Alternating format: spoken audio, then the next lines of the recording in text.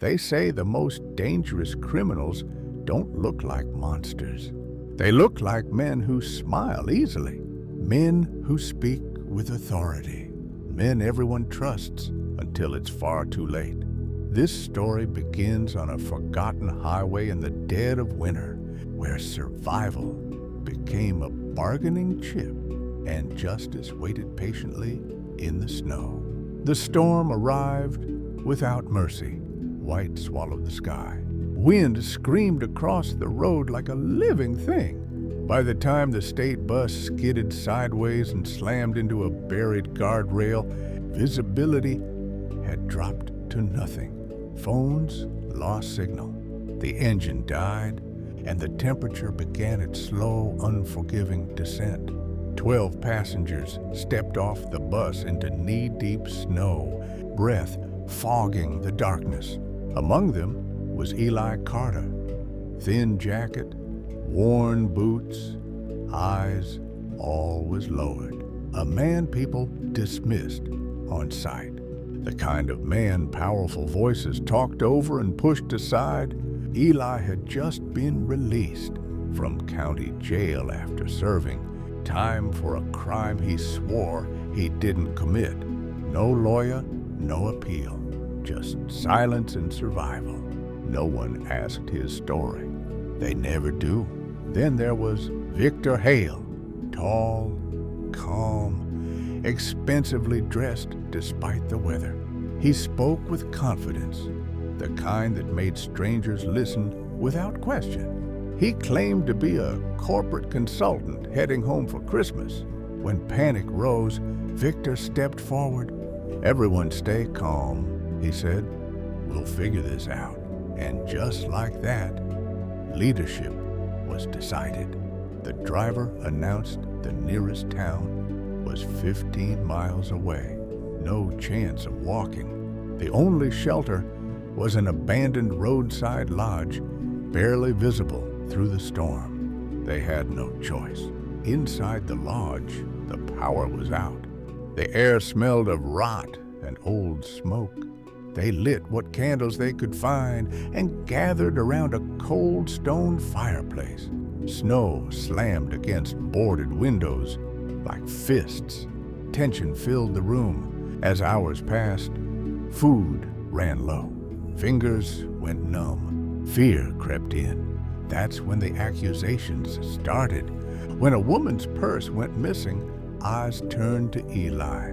"Funny how it disappears after he sits near it," someone muttered. Eli said nothing. He never did. Silence had become his armor. Victor watched carefully. Later, when a young man accused Eli of stealing medication, Victor spoke up, not to defend him, but to judge him. "Look, I don't want to profile," Victor said calmly, "but patterns matter." The group nodded. Eli felt the old familiar weight settle on his chest, the knowledge that no explanation would save him. But something was wrong. Eli had been watching Victor since the crash. Small details. A blood stain on his cuff he tried to hide. The way he flinched when sirens echoed faintly in the distance. The way his eyes tracked everyone's movements, not with fear, but calculation. Eli knew that look. He'd seen it in interrogation rooms. The storm worsened. No rescue, no signal. And then someone screamed. They found the bus driver outside, half buried in snow, throat slashed cleanly. Panic exploded. People cried. Someone vomited. Someone prayed. Victor took charge instantly. "We have a killer among us," he said. "We need to stay together. Lock the doors and watch everyone." His eyes landed on Eli.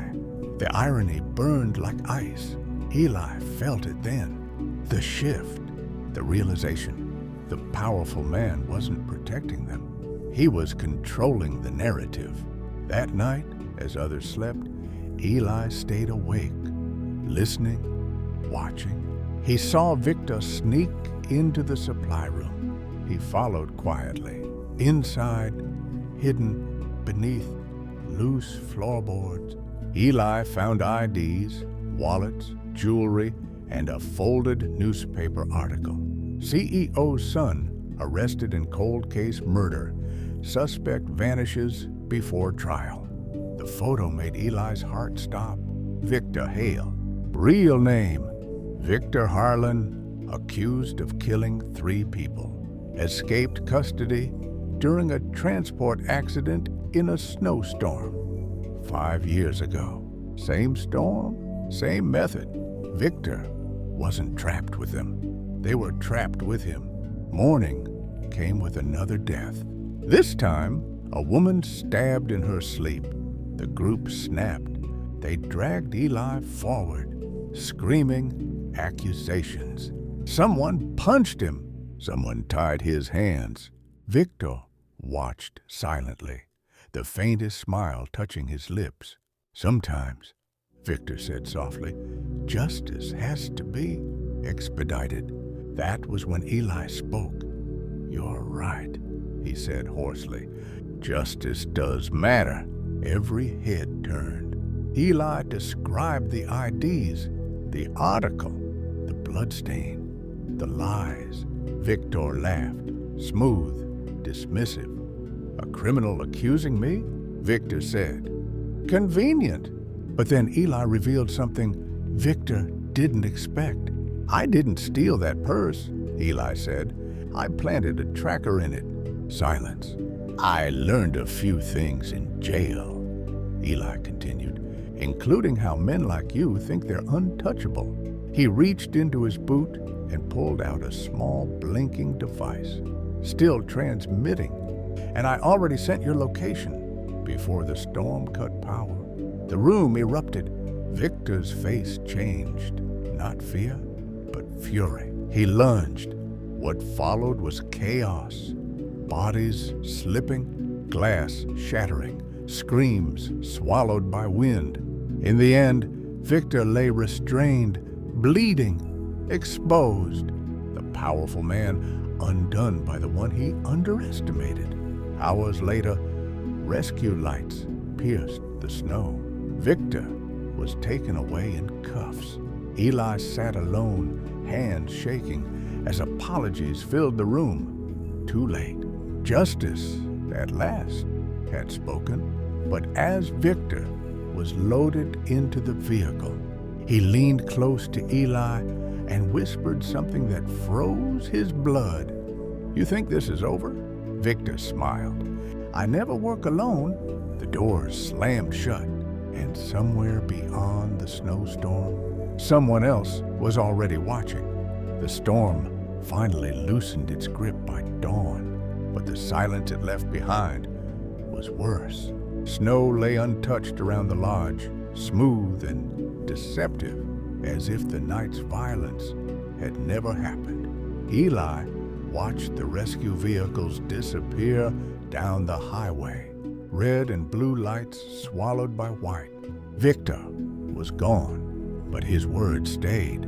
I never work alone. They echoed in Eli's head like a ticking clock. The passengers were taken to a temporary shelter in the nearest town.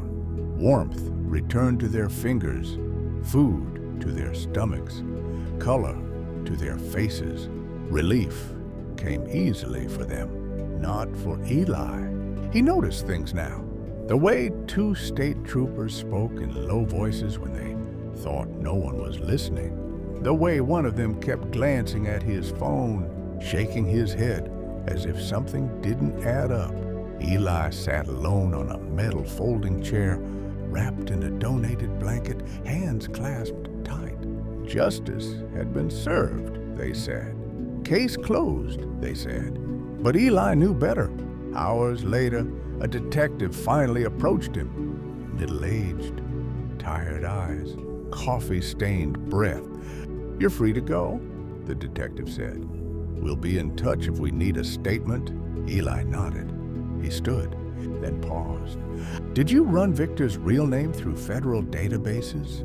Eli asked quietly. The detective stiffened. We did, he said. Why? Because he's not a lone wolf, Eli replied. He never was.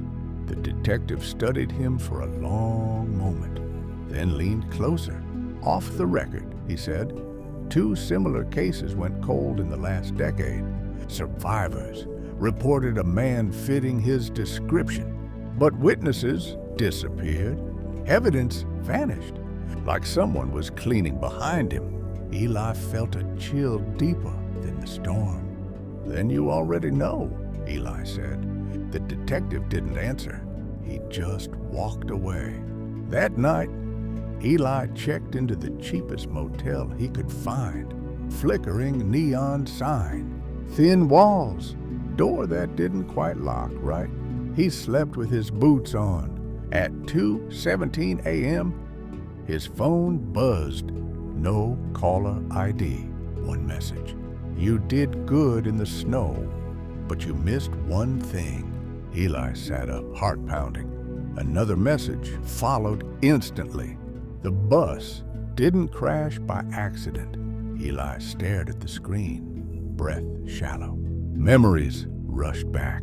The sudden skid, the guardrail, the exact timing of the storm. Too perfect, too planned. Victor hadn't been escaping chaos. He had been creating it. Eli grabbed his jacket and left the room, snow crunching underfoot as he stepped into the empty parking lot. A black SUV idled across the street, engine low, lights off. It drove away the moment Eli looked directly at it. The next day, the news broke. Convicted felon instrumental in capturing notorious fugitive. The headline read, they praised Eli's courage, his instincts, his redemption. But buried beneath the praise was a quieter detail. Victor Holland had suffered a medical emergency during transport. He never made it to federal holding. Official cause, cardiac arrest. No autopsy details released. Eli felt the ground shift beneath him. Dead men don't testify. Dead men don't expose networks. Dead men take secrets with them. That evening, Eli returned to the lodge with permission from local authorities, claiming he'd left something behind. The storm had damaged the structure further. Boards creaked. Wind whispered through broken seams.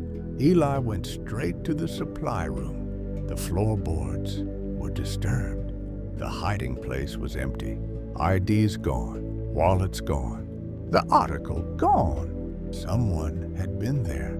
As he turned to leave, he noticed something carved faintly into the wooden wall. 3 small marks. A symbol, not random. A calling card. Eli took a photo and sent it to the detective. No reply.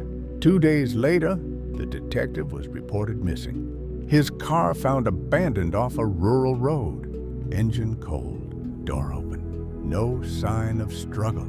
That night, Eli dreamed of the storm again. But this time, Victor wasn't alone. Figures stood behind him, faces blurred, voices overlapping. When Eli woke, there was an envelope under his motel door. Inside was a bus ticket. Same route, same highway, same date. 1 year from now. On the back, a single sentence was written. You passed the test. Now you're part of the story. Eli finally understood. Victor had underestimated him, but others hadn't. They had been watching, measuring, waiting to see what Eli would do when power turned against him, when injustice pressed down on his throat. He had survived. He had fought back, and now they had chosen him. Eli tore the ticket in half, then froze. Beneath it was another slip of paper, smaller, heavier, coordinates, and a name he recognized immediately. The woman who died in her sleep. She hadn't been random. Neither had the driver. Neither had Eli. The storm wasn't an accident. It was a recruitment. Eli stepped outside, snow beginning to fall again, lighter this time, but steady. Somewhere in the distance, an engine started, and for the first time since the snowstorm, Eli didn't feel hunted. He felt ready, because if powerful men believed they could decide who mattered, they had just created the one person who could destroy them. And the storm? It was coming back,